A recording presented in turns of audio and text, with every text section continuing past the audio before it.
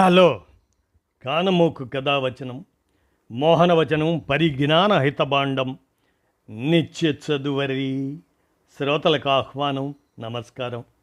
చదవదగునెవరు రాసిన తదుపరి చదివిన వెంటనే మరువక పలువురికి వినిపింపబూనిన అది ఏ పరిజ్ఞాన హితబాండమౌపో మహిళ మోహనవచనమై విరాజిల్లు.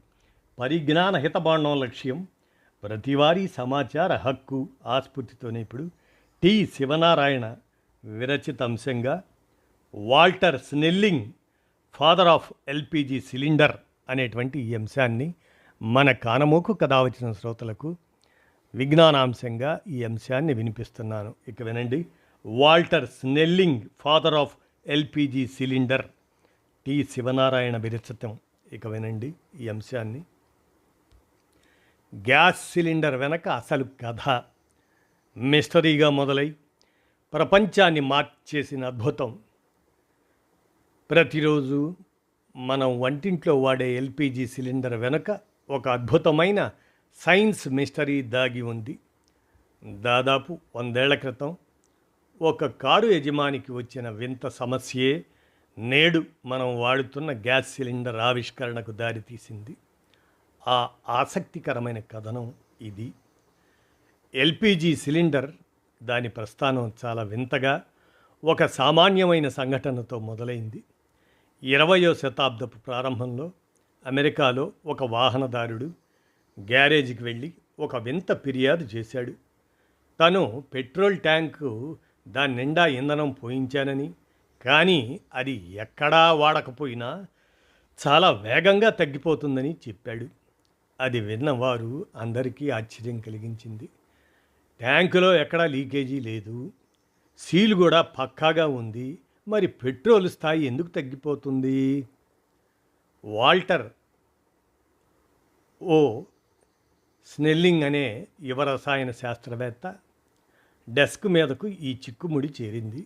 ఆ కారు యజమానికి అది కేవలం ఒక చిరాకు కలిగించే సమస్య కావచ్చు, కానీ స్నెల్లింగ్కు మాత్రం అది ఒక విప్పాల్సిన రహస్యంగా కనిపించింది. అసలు ఆ ఇంధనం ఎక్కడికి పోతుంది అనే ప్రశ్నతో ఆయన పరిశోధన మొదలుపెట్టారు. పెట్రోల్ లోపల దాగి ఉన్న అస్థిర వాయువులు వొలటైల్ గ్యాస్ అంటారు. దాని ప్రవర్తనను స్నెల్లింగ్ లోతుగా పరిశీలించారు. అప్పట్లో ఇంధనాన్ని కేవలం ఒక ద్రవ పదార్థంగానే భావించేవారు. దాని లోపల ఉండే తేలికపాటి వాయువులు ఆవిరైపోయి తప్పించుకోగలవనే విషయాన్ని ఎవరూ పెద్దగా పట్టించుకోలేదు. తన చిన్న ప్రయోగశాలలో స్నెల్లింగ్ పెట్రోల్లోని వివిధ భాగాలను వేరు చేయటం మొదలుపెట్టారు. కొన్ని భాగాలు త్వరగా ఆవిరైపోతుండగా మరికొన్ని అలాగే ఉండిపోవడాన్ని ఆయన గమనించారు. అలా పెట్రోల్ మాయమవడానికి కారణమైన వాయువులను ఆయన గుర్తించారు. అవే ప్రొఫేన్, బ్యూటెన్ వాయువులు. ఇవి చాలా తేలికైనవి, సులభంగా మండే స్వభావం కలిగినవి, గాలిలోకి త్వరగా కలిసిపోతాయి. అప్పట్లో చమురు శుద్ధి కర్మాగారాలు వీటిని కేవలం ఒక వ్యర్థ పదార్థాలుగా మాత్రమే చూసేవి. కానీ స్నెల్లింగ్కు అందులో వ్యర్థం కనిపించలేదు. ఒక అద్భుతమైన అవకాశం కనిపించింది. ప్రయోగశాల నుంచి ప్రతి ఇంటికి ఈ వాయువులపై ప్రెషర్ పెంచి చల్లబరిస్తే అవి ద్రవరూపంలోకి మారుతాయని ఆయన కనుగొన్నారు.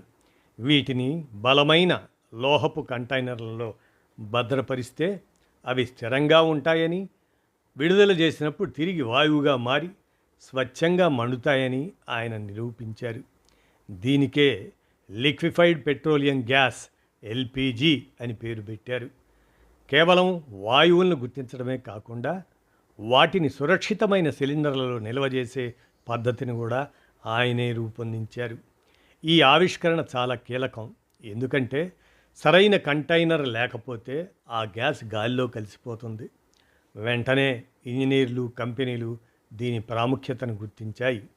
అప్పట్లో ఫిలిప్స్ పెట్రోలియం కంపెనీ వంటి సంస్థలు దీన్ని మార్కెట్లోకి తీసుకురావడంలో కీలక పాత్ర పోషించాయి. ప్రారంభంలో పరిశ్రమలు, పైపులైన్ సౌకర్యం లేని మారుమూల ప్రాంతాల్లో దీన్ని వాడేవారు. క్రమంగా నగరాలు పెరగడం, బొగ్గు, కట్టెల కన్నా స్వచ్ఛమైన ఇంధనం కోసం వెతుకులాట మొదలవడంతో ఎల్పిజి సిలిండర్లు వంటింట్లోకి ప్రవేశించాయి. ఆ చిన్న లోహపు సిలిండర్ ప్రపంచవ్యాప్తంగా నిత్యావసర వస్తువుగా మారిపోయింది. వాల్టర్ స్నెల్లింగ్ 1880లో వాషింగ్టన్ డీసీలో జన్మించారు. ఆయన కెమిస్ట్రీ, ఇంజనీరింగ్ రంగాల్లో పెను మార్పులు వస్తున్న కాలంలో ఆయన పెరిగారు. అదృశ్యంగా ఉండి మన జీవితాలను ప్రభావితం చేసే శక్తుల గురించి తెలుసుకోవటం అంటే ఆయనకు ప్రాణం. పరిశోధనల్లో ఆయన చాలా ఓపికగా, సూక్ష్మంగా ఉండేవారు. చాలామంది శాస్త్రవేత్తలు పట్టించుకొని ఆ పెట్రోల్ ట్యాంక్ లీకేజ్ సమస్యను ఆయన ఒక క్లూగా భావించారు. స్నెల్లింగ్ 1965లో మరణించారు. ఆయన మరణించే నాటికి ఆయన కనుగొన్న ఎల్పిజి ప్రపంచమంతటా విస్తరించింది. నేడు మనం వంటింట్లో వాడుతున్న ఆ సాధారణమైన సిలిండర్ వెనుక ఒక మేధావి ఉత్సుకత, పట్టుదల, ఎవరూ పట్టించుకొని ఒక మిస్టరీని ఛేదించాలనే తపన దాగి ఉన్నాయి. అది ఈనాడు, ముఖ్యంగా నేటి ప్రపంచ యుద్ధం సందర్భంగా ఈ ఎల్పిజి సిలిండర్, దాని ప్రాధాన్యత ముఖ్యంగా భారతదేశంలో పెరిగిన సందర్భంలో ఈ ప్రముఖుడి జీవిత విశేషాన్ని Walter Snelling, father of LPG cylinder అనేటువంటి ఈ అంశాన్ని టి శివనారాయణ గారు అందజేయగా, మన కానమోకు కథావచన శ్రోతలకు శాస్త్ర విజ్ఞానాంశంగా ఈ అంశాన్ని వినిపించాను. విన్నారుగా, ధన్యవాదాలు.